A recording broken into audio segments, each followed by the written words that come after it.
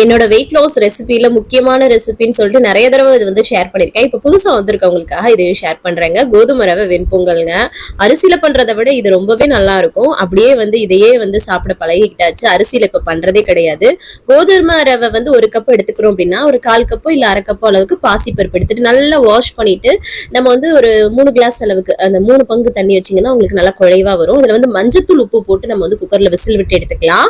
அதுக்கிடையில வந்து மிளகு சீரகத்தையும் நல்லா நுணுக்கிடலாம். பொடி மாதிரி நுணுக்கிட்டோம்னு வச்சுக்கோங்களேன், நல்லா இருக்கும். அதுக்கிடையில தேங்காய் சட்னி அரைச்சுக்கிட்டேங்க. நல்ல ஒரு காம்பினேஷனா இருக்கும். கொஞ்சம் கொத்தமல்லி தலை சேர்த்து அரைச்சுக்கிட்டேன். இங்கிட்ட சைடு வெந்து வந்துருச்சு. அதுல வந்து பாத்தீங்கன்னா நம்ம பொடி பண்ணி வச்சதை வந்து நெய்ல லைட்டா வந்து ரோஸ்ட் பண்ணிட்டு அதுல சேர்த்தோம்னா சூப்பரான வெண்பொங்கல் ரெடி ஆயிடும். அது கூட தேங்காய் சட்னி வச்சு சாப்பிட்டோம்னா அல்டிமேட்டா வந்து இருக்குங்க.